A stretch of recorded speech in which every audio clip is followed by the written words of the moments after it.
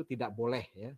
Baik taklik tersebut berkaitan dengan akad-akad muawadot, akad bisnis ataupun akad-akad tabaruat sosial. Selain akad wasiat, karena dengan adanya taklik maka akad ini menjadi tidak pasti antara ada dan tidak ada. Ada kemungkinan syarat tersebut ada dan ada kemungkinan juga tidak ada, seperti halnya taruhan, muqamarah dan mukhatarah. Jadi gini, kenapa akad taklik itu tidak boleh? Karena taklik ini pada dasarnya tidak ada kepastian. Ya, padahal dalam setiap akad itu harus ada kepastian. Nah, kalau wasiat, ya, wasiat itu udah ada kepastian. Di mana kepastian wasiat? Wasiat itu kepastian adalah besarnya maksimal adalah 1/4 dari harta yang ditinggalkan. Jadi kepastian wasiat ini udah pasti ya, diberikan kepada orang yang bukan ahli waris dengan cara model wasiat tapi maksimalnya 1/4 dari harta yang ditinggalkan. Tapi dalam akad-akad yang bisnis ya, taklik ini menjadi tidak pasti apakah dia jadi atau tidak karena menggantung. Kalau wasiat ya pada dasarnya ketika dia bukan ahli waris ya, dia mau wasiat udah langsung jatuh, wasiatnya bisa dilakukan selama ada bukti tertulis untuk yang menegaskan bahwa wasiat itu diberikan walaupun bukan ahli waris ya. Nah, karena wasiat itu memang bukan untuk ahli waris, yang maksimalnya itu nggak bisa lebih dari 1/4. Kenapa tidak lebih? Karena selebihnya itu menjadi hak milik ahli waris ya. Dikasih wasiat, dikasih tulisan atau tidak, ketika dia ahli waris, maka ya itu udah pasti turun ya. Wasiatnya pasti turun ya, artinya pasti diberikan. Pasti jatuh hartanya kepada ahli waris yang ditinggalkan atas kematian pewaris tadi. Maka seiring dengan ini ya kalau kita lihat ya, Hanafi Syafi'iyah mengatakan wah nggak boleh ya, akad-akad jual beli itu tidak boleh ada taklik ya. Karena kenapa? Karena tidak ada kepastian. Tapi Hanabilah ya khususnya Ibnu Taimiyah dan Ibnu Qayyim membolehkan syarat dalam setiap akad secara umum kecuali syarat terlarang saja. Pendapat inilah yang banyak dipraktikkan dalam bisnis dan keuangan syariah. Nah, inilah yang akhirnya menjadi bagian fleksibilitas yang dirasakan dalam transaksi keuangan syariah. Yang Anda mau sampaikan begini. Dalam transaksi bisnis syariah ya, dalam transaksi bisnis syariah itu yang diambil adalah bukan berarti pendapat terkuat. Ya, kenapa? Yang diambil, selama masih ada pendapat yang membolehkan, transaksi keuangan syariah saat ini itu para Dewan Syariah Nasional, praktisi ekonomi syariah itu masih mengambil tikungan yang membolehkan. Walaupun satu orang seperti mazhab Hanabila ini kan yang tidak membolehkan Hafiyah Syafiyah untuk memastikan ya antara kepastian antara jadi jual atau jadi beli. Nah, Hanabila ya lewat pendapat Ibnu Taimiyah dan Ibnu Qayyim sesuai dengan apa yang dipraktikkan dalam bisnis keuangan syariah kontemporer saat ini itu agak susah. Kenapa agak susah? Karena dalam kenyataannya begini, ekonomi syariah itu dalam saat ini bersaing dengan ekonomi konvensional yang jauh lebih dulu tumbuh ya secara market share-nya. Maka mengimbangi raksasa besar dalam konteks perkembangan ekonomi konvensional saat ini ya dengan mengimbangi transaksi secara syariah ini bukan pekerjaan mudah.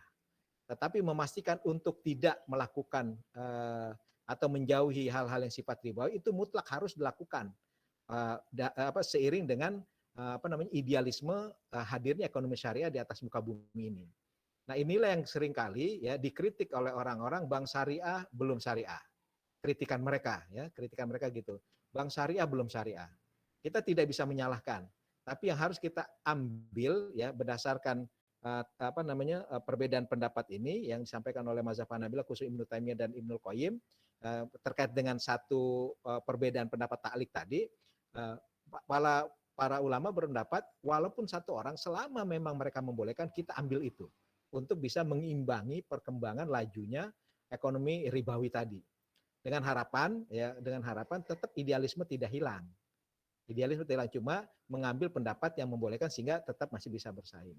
Nah, contoh talik-talik itu adalah itu tadi kalau kita lihat kan kenapa kok masih boleh? Karena pada prinsipnya orang ya gini, kalau orang taklik itu kan belum tentu beli, belum tentu tidak membeli, artinya masih baina-baina di antaranya. Tetapi dalam dalam kesempatan yang lain setiap orang berdagang boleh dia berbuat janji. Ya berjanji pokoknya nanti saya tadi contoh repo ya, nanti saya beli, ini saya jual dulu, saya butuh uang nih. Tapi nanti ketika perputaran uang bagus, aset ini saya beli lagi. Nah, jadi menjual tapi pengen dibeli lagi. Itu kan sebenarnya ada orang butuh uang dalam waktu cepat. Nah, ini biasanya terjadi masalah likuiditas perbankan, ini yang paling sering terjadi. Dalam dunia perbankan itu tidak boleh ada rush, ya, atau orang mengambil uang kemudian uangnya nggak ada. Itu bahaya karena dalam dunia perbankan bisnis yang dijual adalah bisnis kepercayaan. Maka orang menarik uang karena ketidakpercayaan itu buat bank itu adalah sebuah, mau bank konvensional mau syariah itu sebuah kerugian, ya, pasti bank itu akan kolab. Nah, dalam ketentuan tertentu di Bank Indonesia itu rasio modal itu harus tercukupi. Ketika tidak tercukupi, ya, maka bank tersebut harus menambah uang sehingga rasionya cukup. Karena kalau tidak, warning dari Bank Indonesia. Karena kalau pengawasan bank kan sangat ketat. Nah, disinilah aset itu harus dijual. Yang sesungguhnya aset ini bisa jadi dalam bentuk kantor, dalam bentuk kantor cabang, yang nggak mungkin dijual padahal masih dipakai, ya begitu. Jadi ini akhirnya dijual, ya, dengan harapan rasio ini tercukupi likuiditasnya di Bank Indonesia sehingga lampu kuningnya berubah jadi hijau, bisa tetap beroperasional dengan harapan operasional berjalannya bank ini tidak menimbulkan ya, ketidakpercayaan masyarakat kepada bank tersebut sehingga operasional bank bisa berjalan, bisa menghasilkan lagi, kemudian nanti bisa membeli lagi. Ini sebenarnya transaksi taklik, ya, antara menjual dengan butuh dana dan ingin membeli gitu kan, karena sesungguhnya dia tidak pengen jual. Ini kalau dalam menurut Hanafi dan Syafi'iyah ini nggak pasti ini mau menjual atau mau membeli, nggak pasti, dan ini tidak boleh. Tapi dalam dunia keuangan syariah ini dibolehkan karena ada kebutuhan yang sangat, ya. Jadi al-hajatu tanzilu manzilatad darurah. Pertimbangannya lebih pada pertimbangan kebutuhan yang kalau seandainya tidak terpenuhi, entitas bank syariah ini akan kehilangan kepercayaan dari masyarakat, ya, dan akhirnya untuk tumbuh kembali menjadi susah. Maka kaidah yang digunakan oleh para ulama ekonomi syariah saat ini dalam rangka mengkanter bank syariah belum syariah, isu seperti itu, mereka punya kaidah, ya, kalau kita belum bisa melaksanakan syariah 100%, ya, maka jangan tinggalkan yang 100%. Mampunya berapa? Mulai dari 0, ya, kemudian 5%, 10%, 15%. Sekarang misalnya baru 5%, baru 60%, lakukan aja terus, ya. Artinya ada porsi yang cukup besar, ada 40% yang harus kita kejar dalam rangka menyempurnakan seluruh proses yang ada dengan harapan semakin hari semakin baik dan semakin sempurna. Jadi perjalanan ekonomi syariah sekarang secara umum mulai sejak 2008 ada undang-undangnya, walaupun perjuangan udah sejak tahun 92, ya, sampai sekarang itu suasananya ada suasana perjuangan dalam rangka menyempurnakan seluruh proses transaksi yang ada di dalam dunia ekonomi syariah, baik yang ada, ya, dalam entitas-entitas yang sudah ada, dirapikan lagi dalam fatwa-fatwa yang ada, seluruhnya muaranya adalah dalam rangka memperbaiki seluruh proses yang ada. Nah, artinya ini semuanya semangatnya semangat perbaikan semua. Makanya yang saat ini dibutuhkan ada SDM yang terus belajar, mengembangkan, menganalisa, sehingga terus tumbuh orang-orang yang seperti antum ini mengetahui secara pengetahuan, paham tentang kendala di lapangan gitu, ya, dan paham tentang perkembangan keuangan sekarang, ada disrupsi, ada digital, macam-macam. Nah, itu harapannya menjadi bagian sisi pembaharu dalam rangka menjalankan proses perbaikan sistem ekonomi syariah. Nah, hal-hal yang kayak tadi, ya, ada perbedaan pendapat, ya. Tapi secara fikih pasti disampaikan apa adanya, ada yang setuju, ada yang tidak, gitu. Tapi secara implementasi para ulama di Dewan Fatwa DSN tadi, dia menyesuaikan sesuai dengan kebutuhan.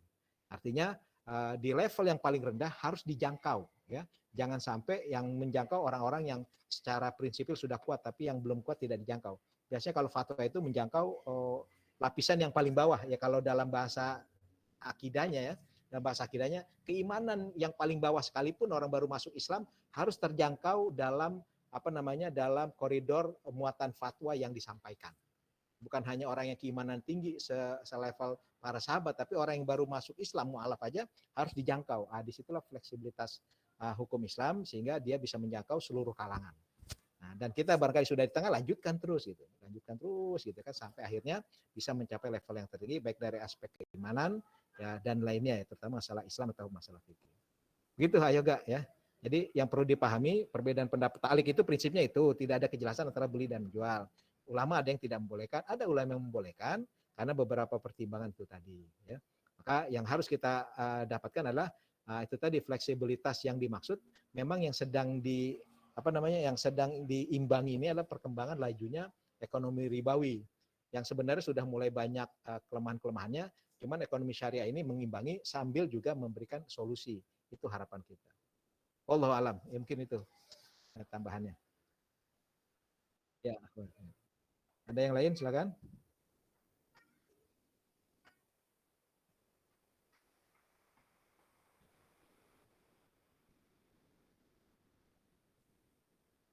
Oke, cukup ya untuk yang pertemuan hari ini ya. Karena mohon maaf betul nih belum bisa maksimal